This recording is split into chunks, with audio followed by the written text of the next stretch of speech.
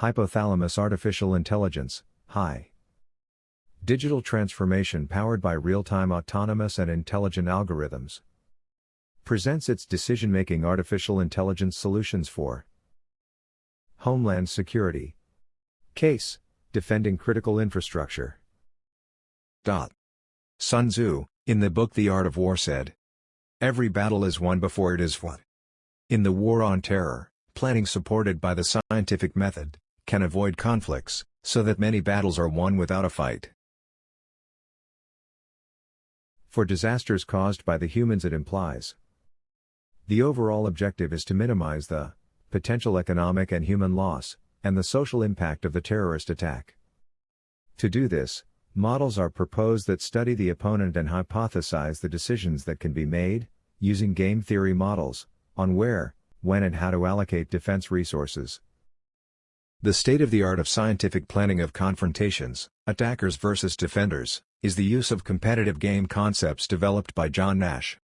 Security games study the convergence property to the equilibrium of a sequence two-player dynamic games, played by an attacker and a defender. The fundamental features of the game are: the evolution of the game is based on a stochastic fictitious play process. Players do not have access to each other's payoff matrix, and each must observe the other's actions up to present, and plays the action based on the best response to these observations. When the game is played over a communication network, there are another practical issues that need to be considered. Network latency. The players may make random decision errors from time to time. The players' observations of each other's previous actions may be incorrect, and the players will try to compensate for these errors based on the information they have. Adversarial risk analysis, ARA, is a relatively new area of research that informs decision-making when facing intelligent opponents and uncertain outcomes. It enables an analyst to express her Bayesian beliefs about an opponent's utilities, capabilities, probabilities, and the type of strategic calculation that the opponent is using. Within that framework, the analyst then solves the problem from the perspective of the opponent, while placing subjective probability distributions on all unknown quantities. This produces a distribution over the actions of the opponent that permits the analyst to maximize his expected utility. ARA is a decision-theoretic alternative to classical game theory, GT, that uses Bayesian subjective distributions to model the goals, resources, beliefs, and reasoning of the opponent. GT generally assumes that all participants in the game have the same beliefs about the other players, and that all players know those beliefs are known. This common knowledge assumption is frequently unrealistic. The ARA divides uncertainty into three components.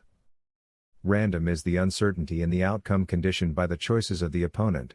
This is managed through statistical risk analysis.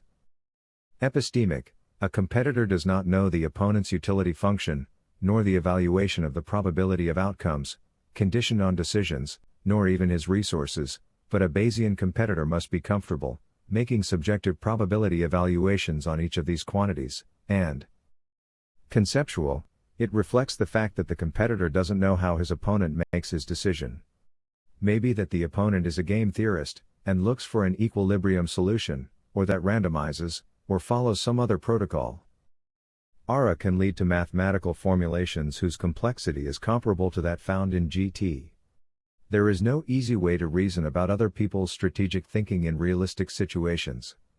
Nonetheless, the decision-theoretic approach sidesteps some of the common criticisms of game theory. Important ARA applications are in defense, counterterrorism, corporate competition, criminal gang movements, homeland security, and cybersecurity, risk analysis. In 2002, the USA Department of Homeland Security deems 13 infrastructure sectors that must be protected: agriculture, banking and finance, chemical industry, defense industrial base, emergency services, energy, food, government, information and telecommunications, postal and shipping, public health, transportation, and water. Attacker and defender models. The core of an attacker-defender model is an optimization model of an infrastructure system whose objective represents the system's value or cost to the defender, our society, while it operates. For instance, the maximum throughput of a pipeline network could measure that system's value, while power generation costs, plus economic losses resulting from unmet demand, could measure the cost of operating an electric power grid. Attacker-defender model. It is assumed that the defender operates a system to minimize cost, which is represented by an objective function. The defender is a misnomer in these models, because the models do not directly represent defensive actions. Call it system operator would be more accurate, but awkward. The model posits that an attacker wishes to maximize the worst damage he can cause, by restricting the defender's operational activities. The attacker determines an attack plan, AP, in which he specifies which assets of the defender he will attack. Attacking an asset prevents the defender from carrying out activities that depend directly on that asset. To determine the set of activities included in the AP, the attacker solves the optimization problem, AD, that is a type of B-level program. A B-level program is a type of Stackelberg game. Here, the terms leader and follower in a Stackelberg game represent our attacker and defender, respectively. Defender-attacker-defender model. The solution of an AD model identifies the most critical set of assets for a system. To approximate the solution to the optimal defense problem, for example, to identify a near-optimal defense plan, given a limited defense budget, it is possible to solve a defender-attacker (DA) model considering the solution to the AD model. But how do we identify the truly optimal solutions? In theory, we simply embed the two-level AD model into a three-level defender-attacker-defender (DAD) model, which corresponds to a bi-level problem with a lower, internal, level that corresponds to the AD model with a restricted set of attack strategies. Therefore, the defender wants to identify an optimal defense plan so that when the attacker resolves AD, the benefit that the attacker perceives, i.e., the worst damage that the attacker can inflict, is minimized. Homeland Security. Case: Defending Critical Infrastructure. This section is based on the paper Defending Critical Infrastructure. The vulnerabilities of a space-sprawling supply chain are growing and riskier. Human intuition is incapable of optimally dealing with all the attacks that such infrastructure may suffer in physical space, or in cyberspace. Decision-making artificial intelligence provides the right tools to maximize the success of those who must defend society. Critical infrastructure protection.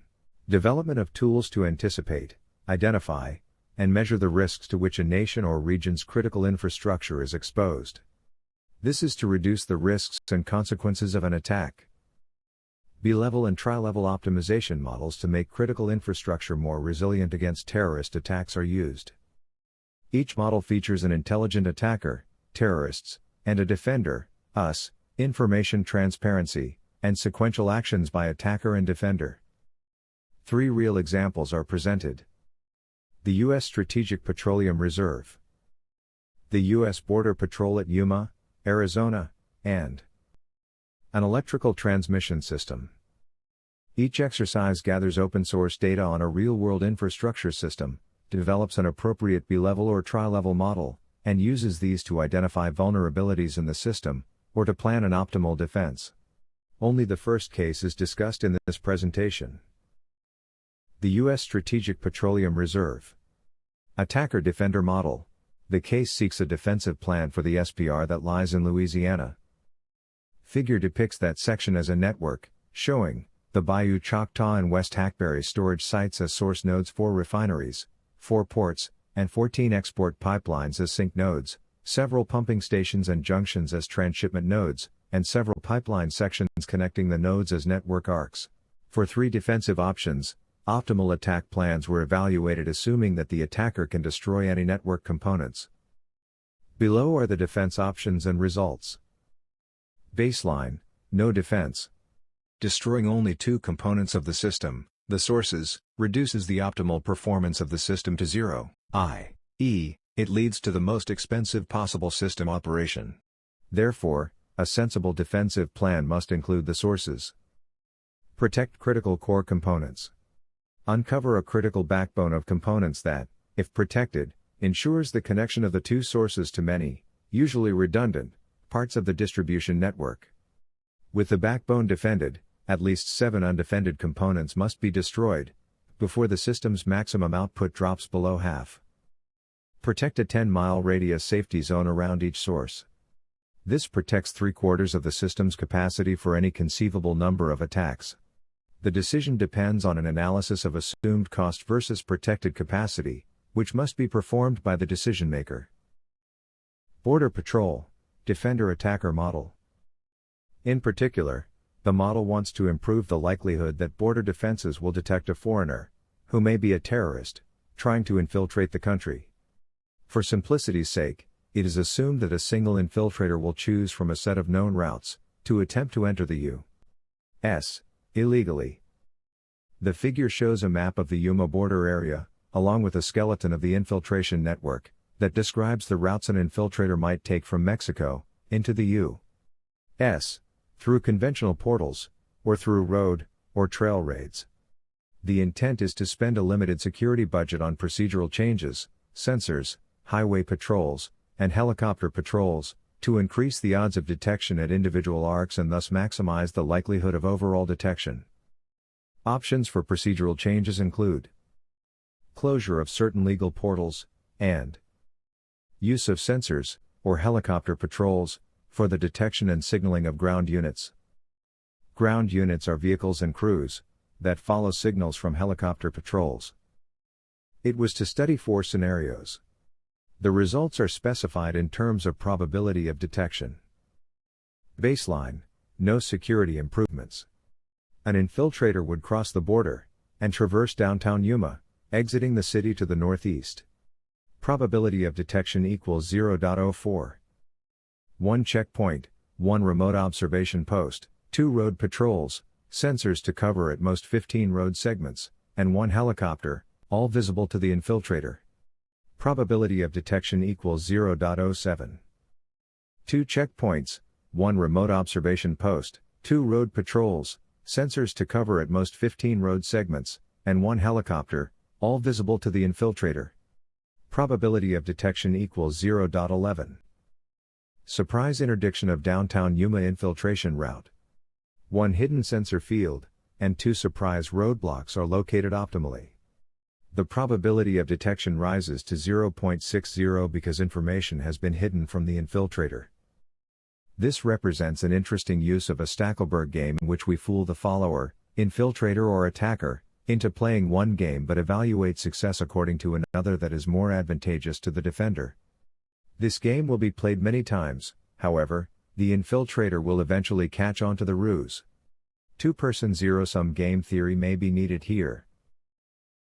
Electric power grids, Defender-Attacker-Defender model. It was developed a decision support system called the Vulnerability of Electric Grids Analyzer, VEGA, that uses an AD model to identify critical components in a power grid. Criticality of grid components is measured through disruption, which may be viewed as the penalty for unserved demand, weighted by different customer sectors. The models assumes that a group of terrorists, using limited offensive resources, will attack and destroy grid components to maximize disruption. In VEGA, a standard optimal DC power flow model is used to simulate the electrical grid. This LP approximates the true, nonlinear AC model, but the industry deems it adequate for security analyses. In fact, an independent system operator may solve a model like this thousands of times per day to ensure that a power grid maintains N-1 security standard that can still meet all customer demand after any single component failure. In this case, the sub-models represent different system states as demand varies and repairs proceed, over time, after an attack. The results presented in the article show that an intuitive defender plan yields a cost almost 28% higher than optimal. This percentage would likely be even higher in the real world. Presumably, a planner who suboptimally forces defense will not optimally allocate his remaining defensive resources, either. Lessons learned. The RAND Group, led by Gerald Brown, concludes: the answers are not obvious.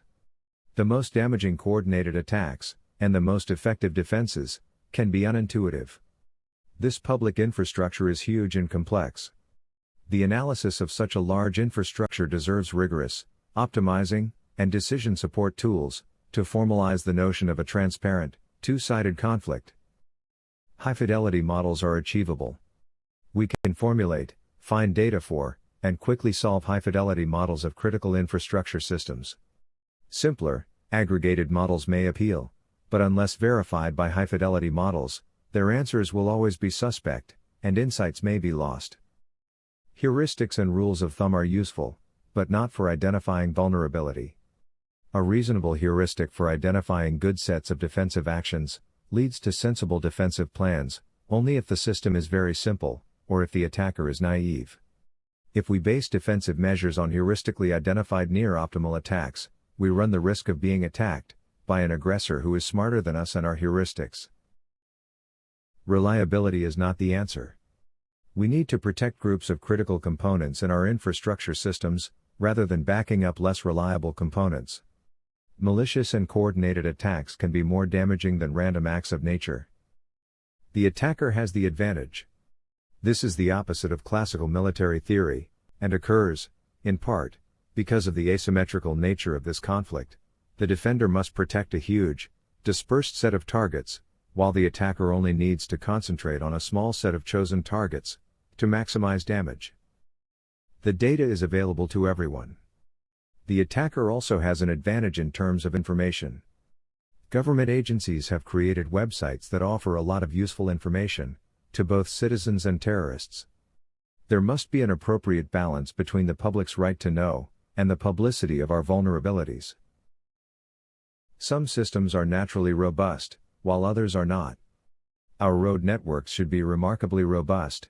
Fuel piping and storage systems are very fragile, most other systems are somewhere in the middle. Protecting infrastructure from attacks can be costly. However, by understanding the nature of the most damaging attacks, we can improve the robustness of a system for a given budget. Critical infrastructure has been built to be cost-effective, without worrying about belligerent attacks. There is a lack of economic incentives to mitigate this situation. An adequate level of redundancy and/or reorganization could be economical.